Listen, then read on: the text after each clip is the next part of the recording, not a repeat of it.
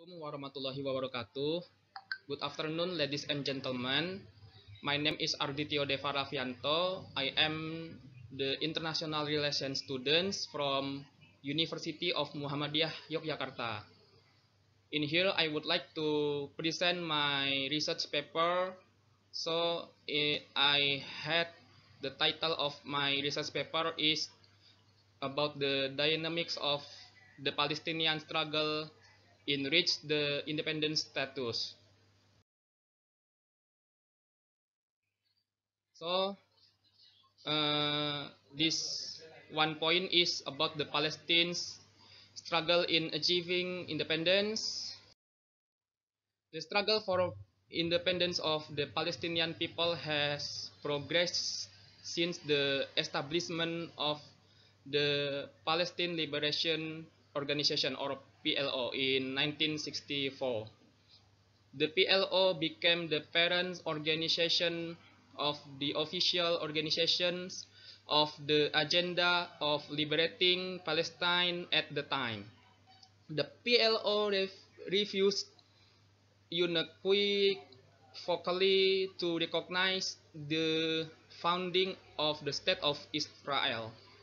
The PLO is recognized as the only organization representing Palestine internationally.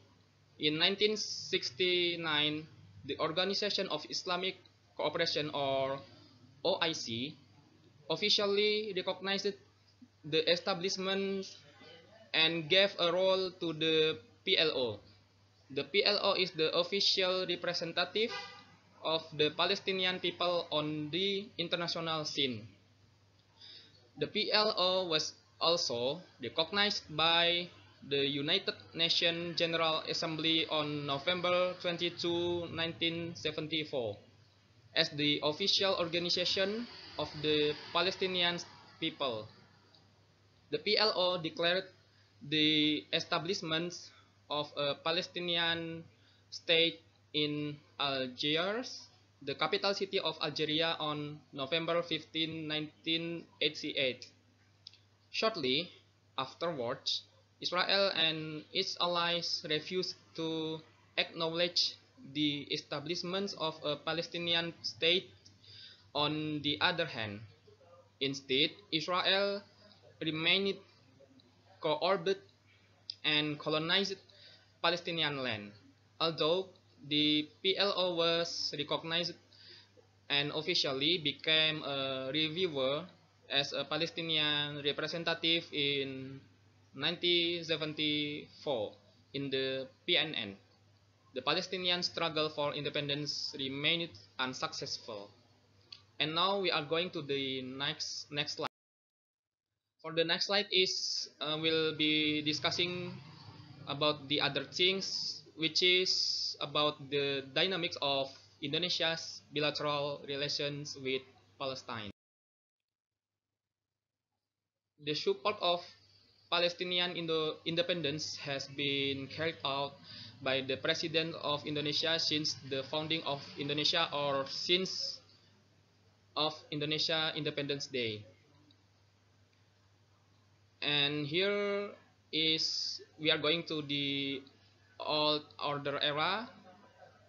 Indonesia's support for Palestinian independence from Israeli occupation has been carried out since the time of President Sukarno. Since the founding of the State of Israel proclaimed by David Ben-Gurion on May 14, 1948, Indonesia has not recognized Israel.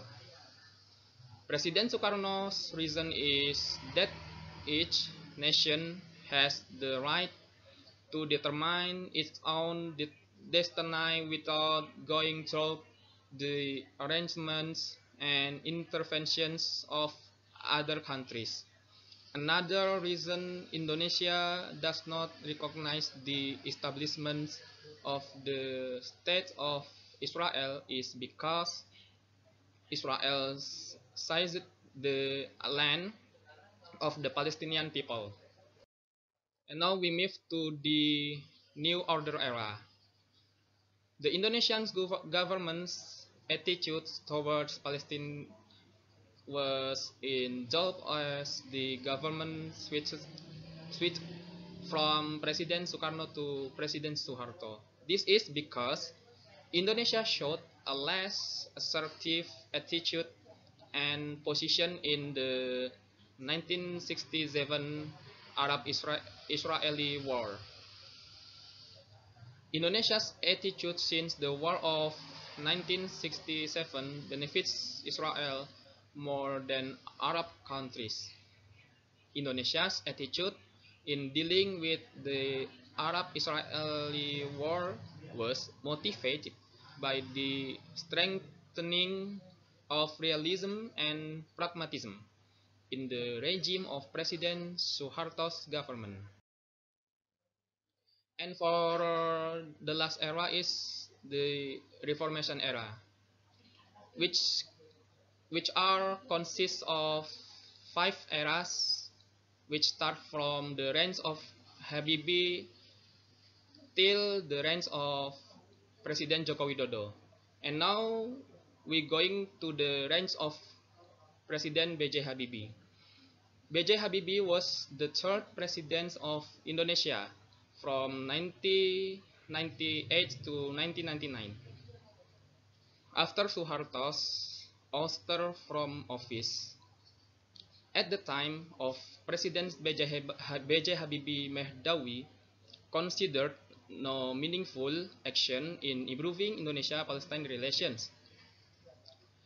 At the beginning of his reign, President B.J. Habibie faced a serious question of legitimacy. However, President B.J. Habibie tries to gain international support in various ways.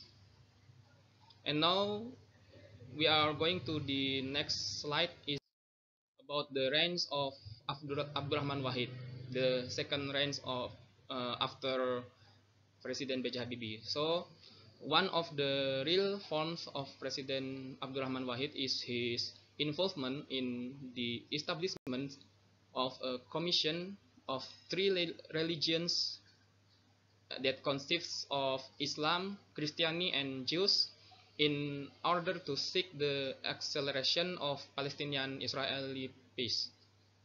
The agreement was reached at an informal meeting in Bordeaux, Paris. Abdurrahman Wahid is one of several figures believed to represent the Islamic world alongside Khoiri Jambik from Jordan and a Legend Park London Mosque Imam, Sheikh Sulaiman. The meeting was seen as new chapter in the settlement of the Palestinian-Israeli conflict. The main task of the Commission of Three Religions is to provide various inputs related to the acceleration of peace achievement. The Commission on Three Religions is also tasked with formulating all the materials that will be their subject, including negotiations with Hamas, which is still at war with the Israeli army. And now we're going to the fourth, to the next reign is the reign of Megawati Soekarno Putri. Megawati was inaugurated as the President of the Republic of Indonesia on July 23rd, 2001. At the beginning of her administration, the political and security atmosphere became conducive.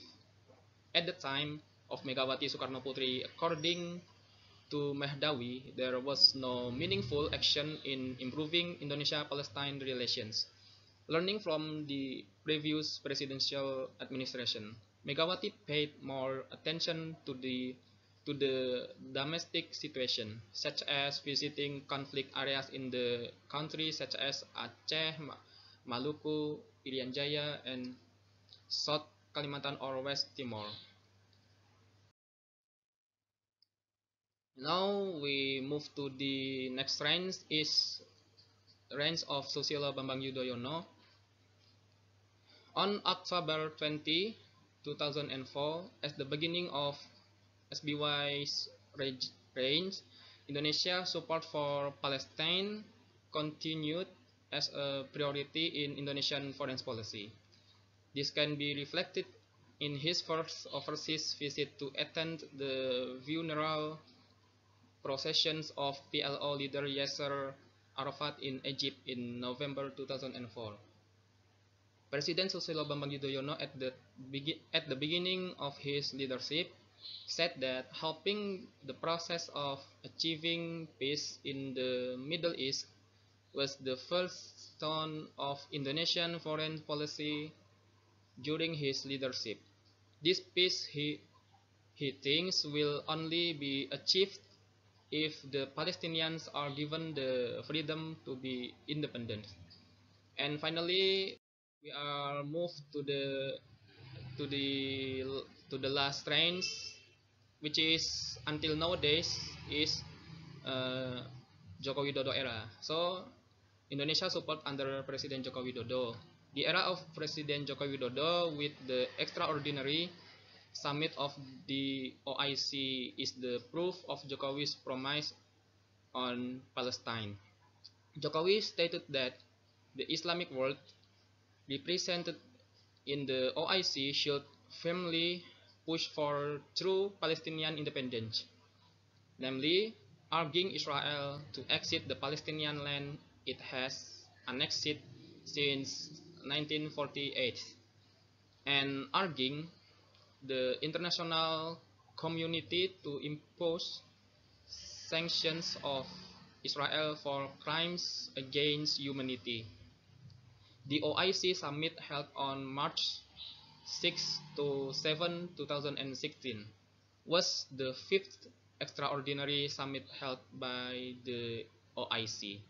It was named extraordinary because the conference will take place outside the schedule of the OIC's three-yearly conference, which was supposed to take place on April 15 to 16, 2016 in Turkey.